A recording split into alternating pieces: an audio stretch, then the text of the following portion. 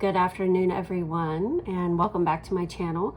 My name is Megan. I'm a first-year medical student, and I'm here to tell you more about the medical school application process.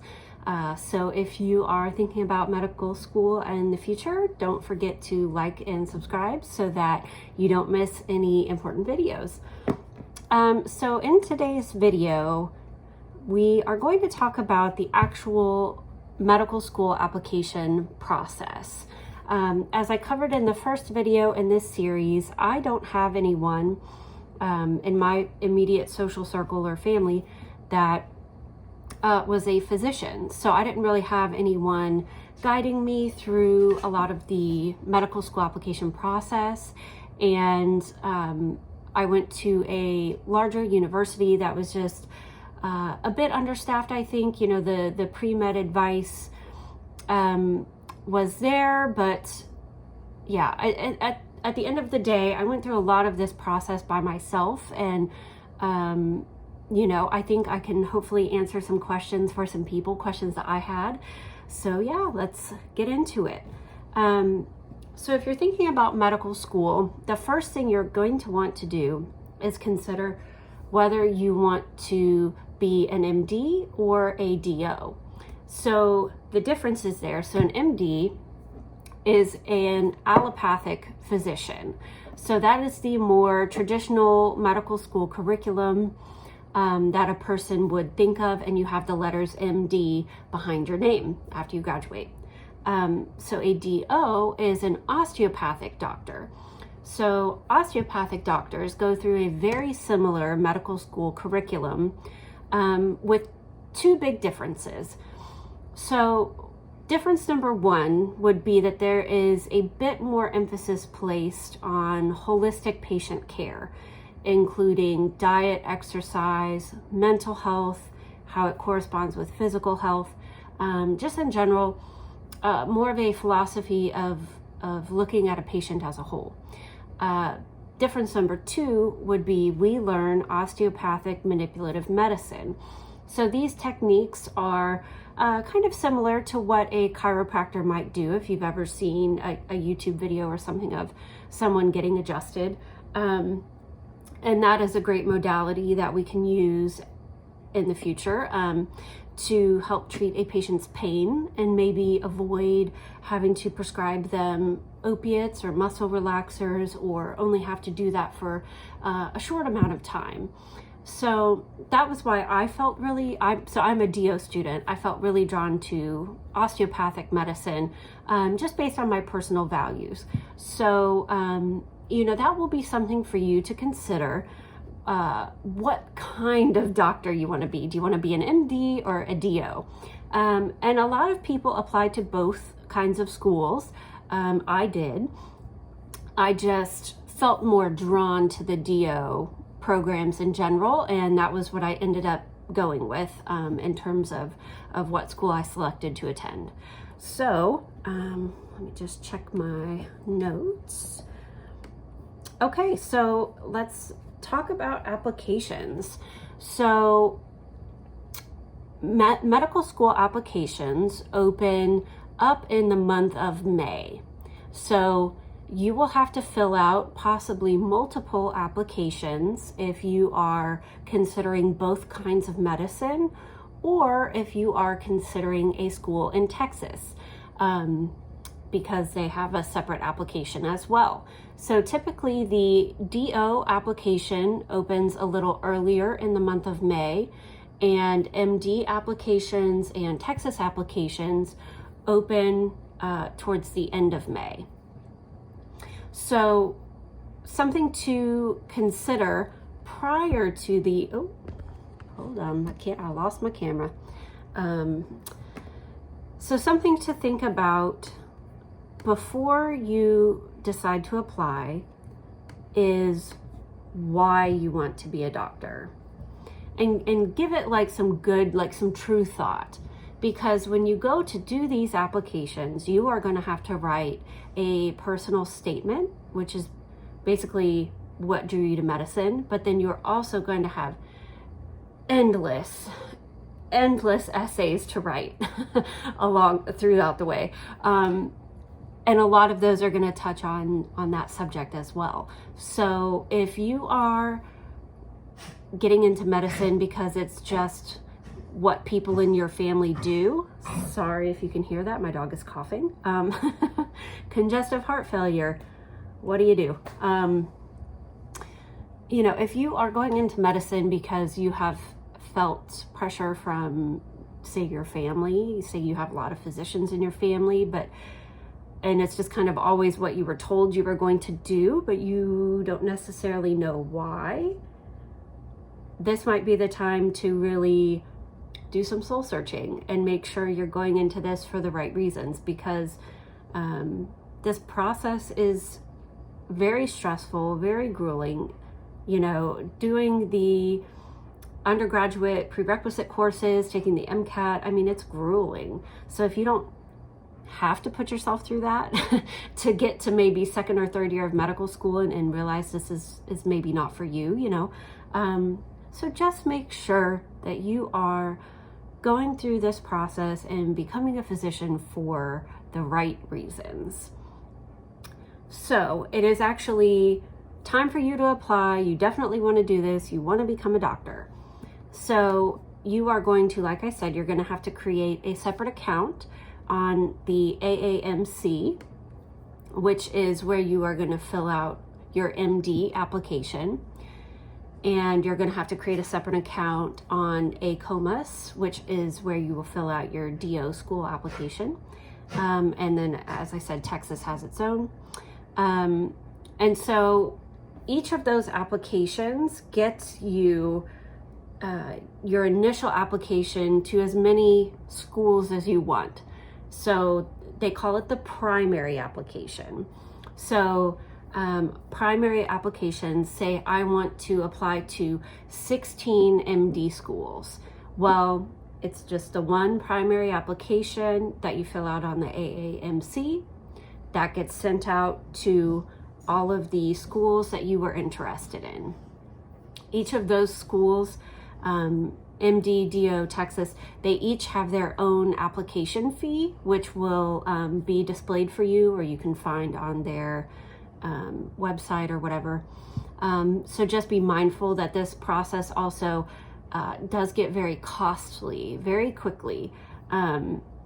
So make sure, again, something that you could do before you start medical, the application process, is really figure out what schools you're interested in, so that you're not just kind of sending out mass applications and maybe wasting your money, or applying to a bunch of schools that actually don't interest you or share your values once you learn a little bit more about them. So definitely have some schools in mind before you fill out the application and just pick a bunch of schools. I know it's tempting to do, but and not to say that I didn't do that a bit myself, but it just make sure you're choosing schools that share your values and that you would genuinely be interested in attending that institution and living in that city or wherever the school is housed. Just make sure you're going to be happy. It's going to be an environment that you are going to enjoy. So when you log into the application, you're going to be directed to several different tabs, I guess you would call them. So the first tab, so I have my AAMC application pulled up right now. The first tab that you are going to fill out is your identifying information, name, sex, date of birth, all that good stuff, addresses. So that first tab is really just administrative information. Then you are going to get to a tab where you enter all of the academic institutions you've attended from, I believe, I can click and see, from high school up. So again, just kind of an administrative tab. Then you are going to get to your biographic information. So they are going to ask you a lot of questions about your childhood and cultural background to try and understand just a little bit more about you, who you are as a person. Are you coming from a underrepresented or disadvantaged background? Are you married? There's a lot of questions. So they ask even about your siblings, which I found interesting, but they just ask a lot of questions about you. So then you will get to your coursework. So that tab can be a bit tedious because you have to enter every college class that you took at every institution you attended. Most of us have taken quite a few college classes, so it's tedious.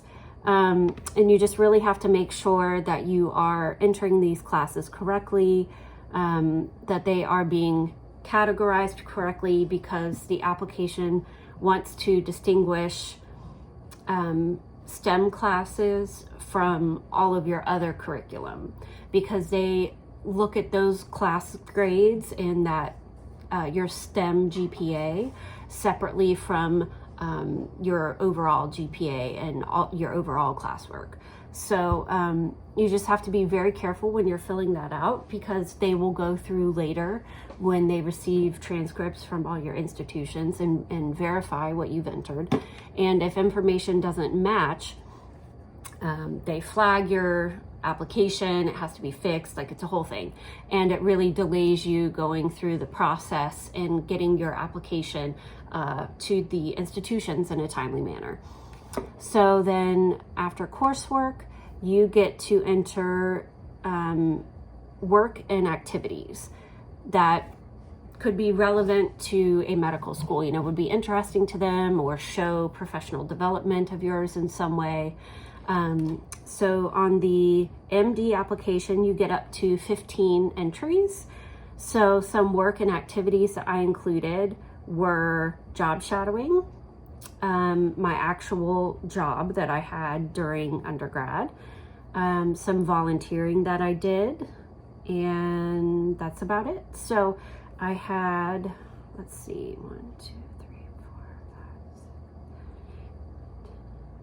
13 different entries, just from various shadowing experiences, volunteering, and I held a couple of different roles at the job I had for a long time in undergrad.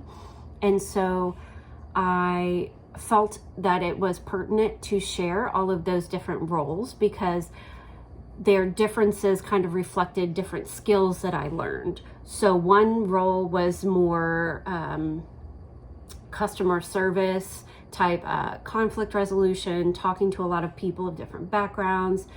Another job that I had at my work was much more technology heavy, a lot of computer systems that I had to learn.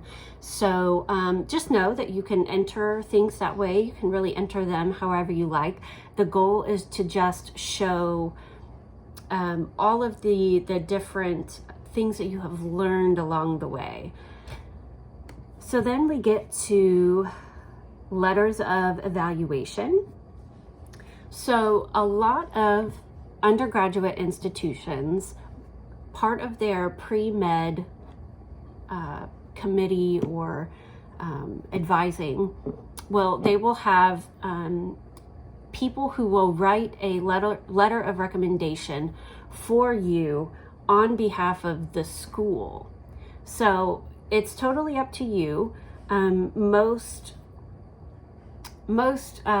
schools really only need you to submit like 3 letters of recommendation.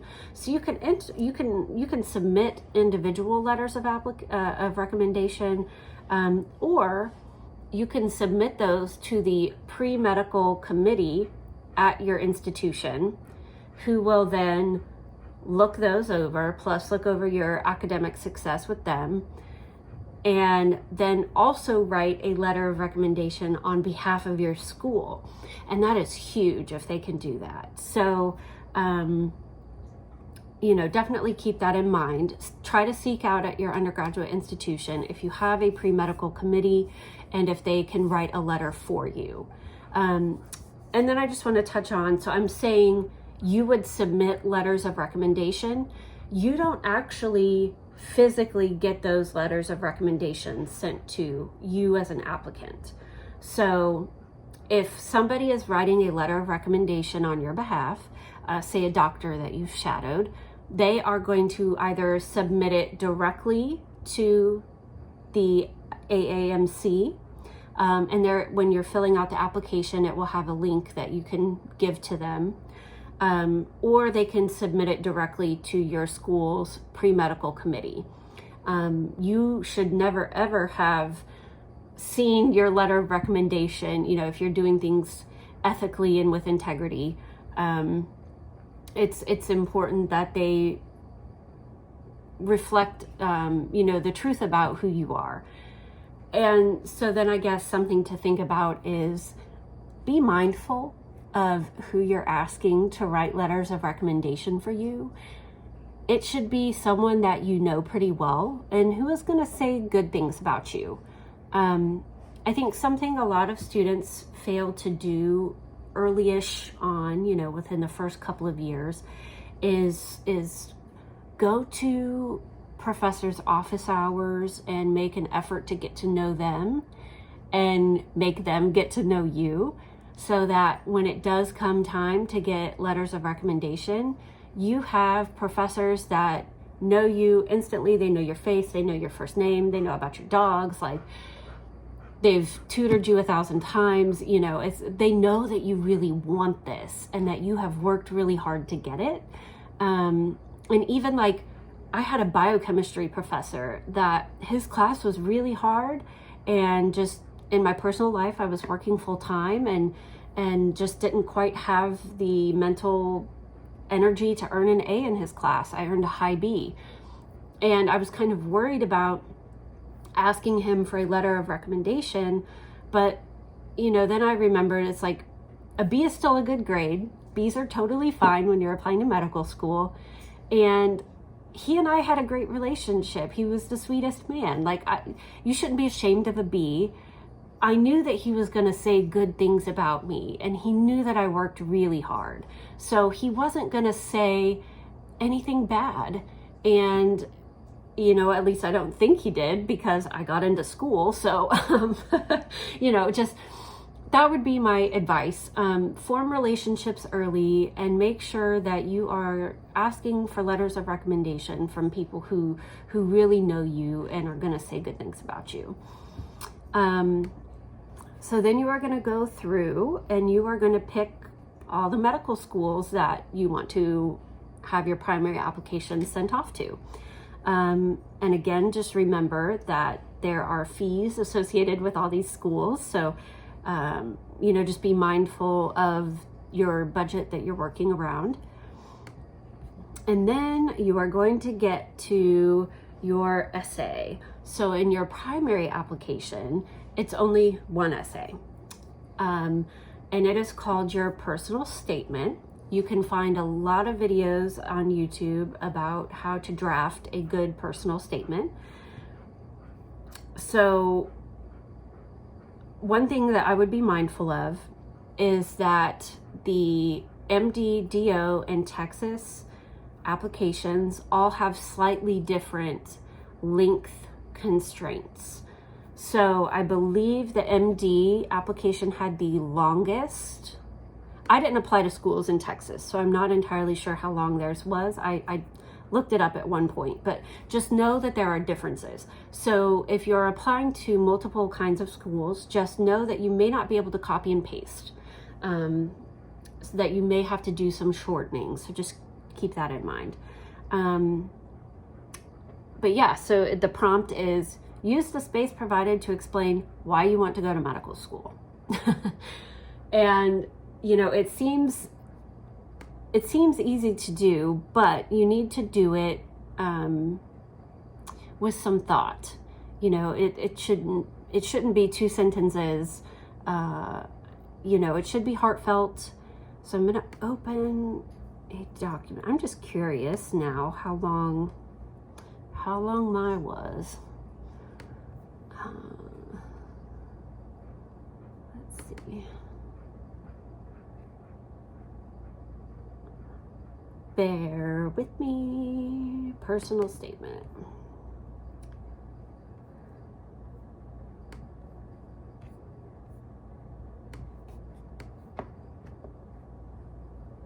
Come on, give me a word count.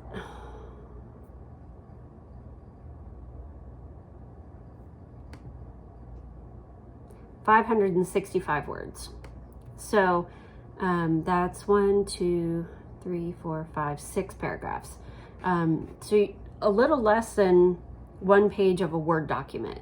So you need to be heartfelt and share a bunch of personal stuff, but you have to do it in a pretty concise manner. So I think I will get a lot more into personal statements in another video. But yeah, just know that you need to put a lot of thought into it, and make sure that it's a very compelling story. That would be the one thing I would kind of throw in now, is that you want to explain why you want to be a doctor through stories. So I could say, well, I was an EMT for years and I want to be a doctor because I want to be in charge. Well, that doesn't really, so instead you can tell a story about a patient experience that was really meaningful to you. That was a good example of why you feel so drawn to further yourself becoming a physician or something. You should start working on your personal statement a few months in advance. So maybe February, before applications open in May, because you are going to write it and rewrite it and rewrite it. You are going to ask people to read it for you and get feedback, and you're going to throw it away and start completely over and overanalyze all of it, because nearly all of us applying to medical school are crazy type A's and perfectionists. And I don't know how many freaking times I overanalyzed my personal statement and just shredded it and rebuilt it. And yeah, so just start that part early.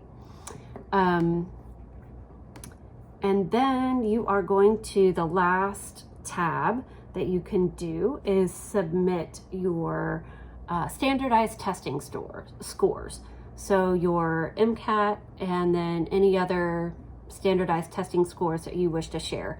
I didn't have any to share that were really relevant because I'm non-traditional. I'm in my 30s. So, when I took the SAT in high school, that's not really necessarily relevant to who I am and where I am today. So I didn't include it. And you don't have to. So that's a general overview of the application. The DO application was very similar. And as I said, I didn't apply to Texas schools, so I can't completely speak for their application process, but I'm sure it's something pretty similar. So then I will talk about my personal application process. So again, let me open up a document for you. I really should have had all this opened, but that's okay. Let's see. Okay. So because I am a non-traditional student, I really wanted to increase my chances of getting in somewhere. Sorry, my dog is coughing again. Okay, she's okay. So I applied to a lot of schools this first go around. I was fortunate to be working at a job that paid a decent wage and kind of had the resources set aside to do so. And I was 31 at the time and just really wanted to try and get in on my first application cycle. So I sent out to a lot of schools. I was interested in all of these schools. I liked a lot of the, especially bigger cities like Washington, D.C. or Philadelphia. They have a lot of medical schools in that city. And I could have been happy at any of those schools just because I like the city. So that was part of my reasoning behind choosing a bunch of schools. So in total, I applied to, let me go back to my other document. I have too many things open on my computer. So let's see here. I applied to a total of 28 schools. So my initial application for MD was $884. My initial application fees for my DO primary application was $724. So yeah, that was very expensive, and that was literally only to send off my primary application and hope that they would get back to me. Again, so just be mindful. You will also have to, as part of your application process, submit all of your transcripts. So you are going to have to order a bunch of copies of your transcripts from whatever institutions to be sent off to these schools. So you are going to have to be paying little amounts of money here and there for transcripts. So yeah, that process was really expensive. But then, your primary applications are sent off, and what these, the AAMC and ACOMAS that handle your primary application, once you submit it, they are going to verify all of your information. This can take quite some time. It can take, several weeks, even up to, I think for me it was like a month before they got everything verified. Just because there are thousands and thousands and thousands of people that apply to medical school each year. And okay, a piece of art just fell off my wall. The distractions are just incredible today. It woke my dog up. He's gonna want attention now. Let's see here. Okay, this is Kaiser. He says hello. So just know that you want to submit your applications early. So they open up for you to fill the primary application. They open up several weeks before you can actually submit them. So start filling them out early so that when the first day comes available for you to submit them, you can hit submit. And you are one of the first batches of people that will get all of their information verified. Again, because it does take some time, and you want your application to be verified and sent off to the schools for their consideration as quickly as possible. So once institutions get your primary application, they are going to look over it and see if you meet some of their, sort of minimum criteria, see if they are interested in you, and then they will send you a secondary application. So that application is unique to that school. So I got back secondary applications from 25 schools. It's a lot of applications. So I highly suggest making some sort of Word document or Excel document to keep all of your applications and due dates and things organized, because trying to manage 25 secondary applications was incredible, because they basically all come in at once. Like when schools start getting back to you, it's just bam, bam, bam, 2 or 3 a day.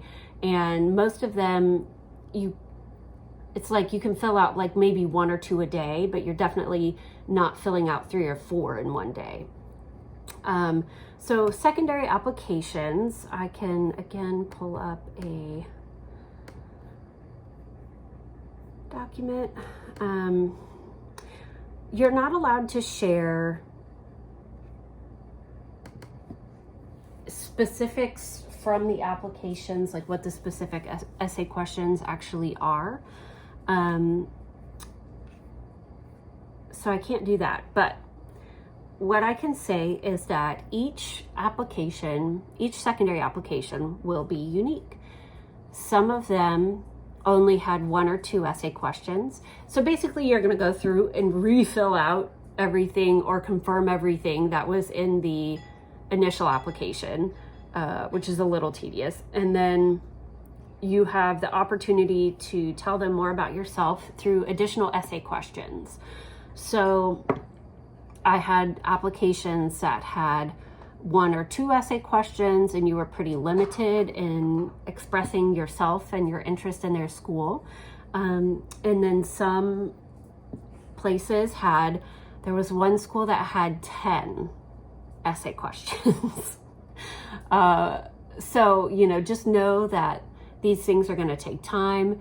And if you are working or taking a summer class, you're just really going to have to manage your time well and be organized to stay on top of them. Because most secondary applications, the schools are going to want them back in like 2 weeks from when they send them out. So just be mindful. And I can scroll through here, and again, I'll probably do some videos on essays, but here's a question basically just asking me to share a bit more about myself.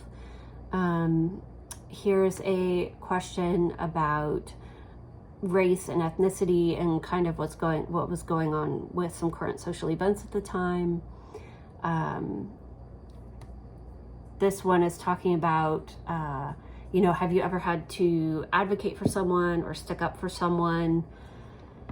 So yeah, there's a lot of different opportunities. Every school does it differently, but there will be opportunities to tell schools more about yourself, because I know I felt very limited with what I could include in my primary application, in my personal statement. I felt like, wow, less than 1 page to convince them that I should be a doctor, but most schools will give you a lot of opportunity to really share yourself with them. So take full advantage of it, write thoughtful essays, but again, just be mindful of due dates and time constraints. So just checking my notes here. So then we talked about primary applications, secondary applications. Then you will get to the interview process.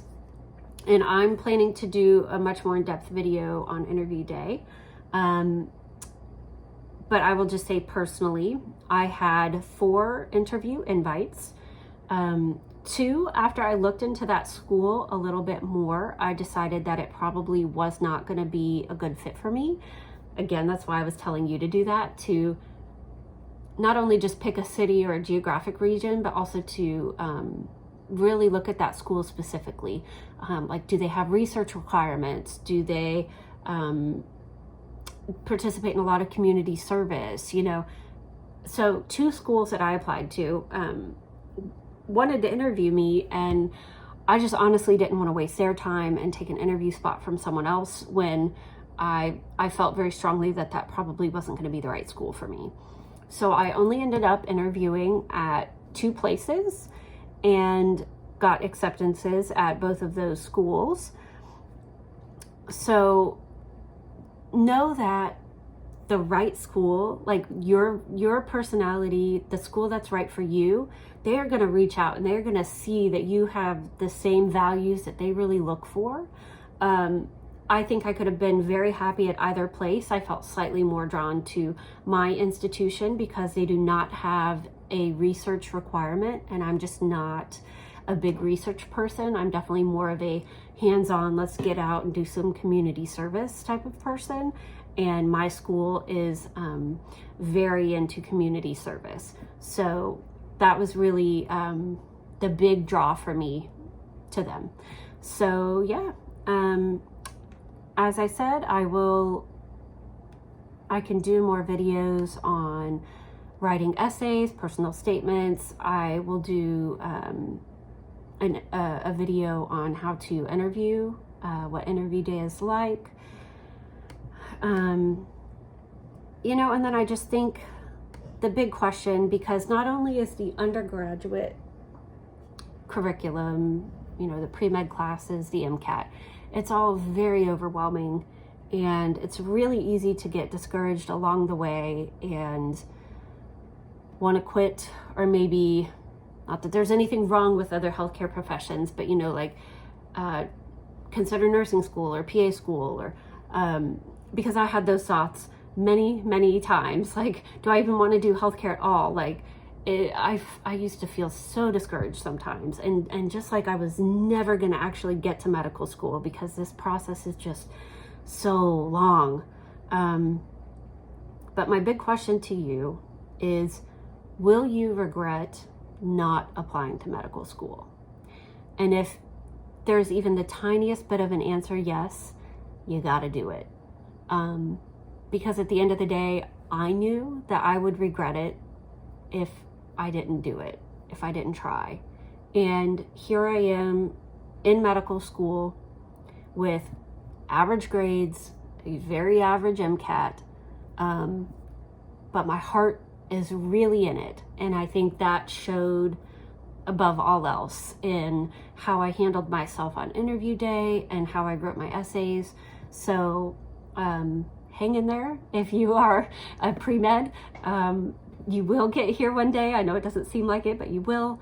And I appreciate you guys sticking around and hearing what I had to share. And let me know in the comments what you would like to hear about next, and we will chat soon.